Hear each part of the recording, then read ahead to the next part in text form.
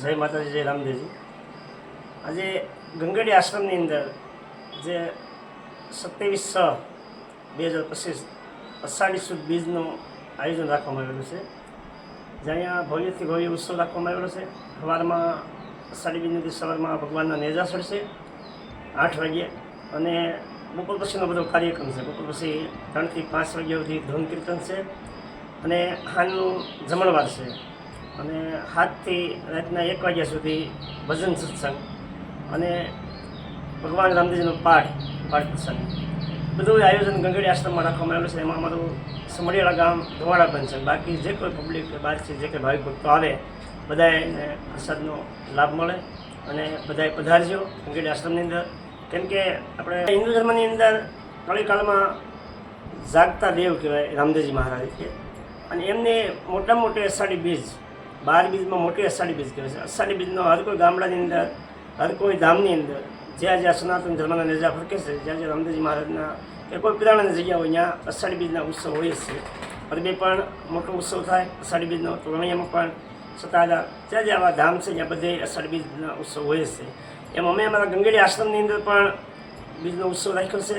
તો જાહેર જનતાને ભાવભર્યું આમંત્રણ આપીએ છીએ ગંગડી આશ્રમ તરફથી કે પધારો, અષાઢી બીજના દિવસે સત્સંગનો પણ લાભ લ્યો, પ્રસાદીનો પણ લાભ લ્યો, અને આ ઉત્સવનો પણ લાભ લ્યો। તો બધાને મારા સત્યવિદાસ અમરજીદાસ, અને વધુમાં વધુ આ વિડીયોને શેર કરજો, લોકો સુધી સંદેશો પૂગે।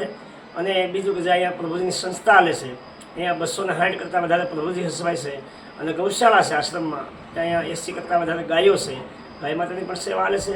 અને બીજું કે દિવાળી પછી જે અમે આશ્રમની અંદર એવું નક્કી કર્યું છે આશ્રમ તરફથી સર્વજ્ઞાથી સમૂહ લગ્નનું આયોજન કરવાનું, પણ જે દીકરીને બાપુજી ન હોય એવી દીકરીના લગ્ન કાયદેસરના હોય એ લગ્ન જોડવાના, અને ધામધૂમથી એ દીકરીને પવણાવી અને સાસરે મોકલવાની। તો એવા કોઈ પણ લગ્નમાં જોડાવવું હોય તો અષાઢી બીજ પછી અહીંયા લગ્ન નોંધણી ચાલુ થાય છે।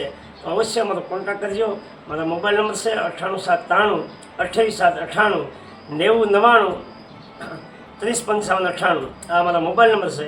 અવશ્ય મારો કોન્ટેક્ટ કરજો કે એવી કોઈ પણ દીકરી હોય જેને બાપુજી ન હોય, ગરીબ પોઝિશન હોય, તો એ આ લગ્નનો લાભ લઈ શકે। અહીંયા સંતો પણ ઘણા આવશે, એનો આશીર્વાદ મળે, અને આગેવાનો પણ ઘણા અહીંયા લગ્નની અંદર આવે, એના પણ આશીર્વાદ આપણને મળે। અને આશ્રમની અંદર જે લગ્ન થાય અને અહીંથી જે પ્રસાદી રૂપી જે કરિયાળ આપવામાં આવે એ પણ લાભ મળે દીકરીને, અને કોઈ ફી લેવાની વિના મૂલ્યે લગ્ન રાખેલા છે। અને દર વર્ષે અમે એવું નક્કી કર્યું સંસ્થા દ્વારા કે દર વર્ષે અહીંયા આવા લગ્ન થાય, એટલે આ સંદેશો લોકો સુધી પૂગે એ માટે બધાને મારા સત્યવિદાસ અમરજીદાસ। અને આવો અષાઢી બીજનો લાભ લેવા માટે, પ્રસાદીનો લાભ લેવા માટે, ભજન સત્સંગનો લાભ લેવા માટે, અને આશ્રમની મુલાકાત લો, તમને ખ્યાલ આવે કે ગંગડી આશ્રમની અંદર કેવી સેવા લીધી છે અને કેવું કાર્ય થઈ રહ્યું છે। તો બધાને મારા સત્યવિદાસ।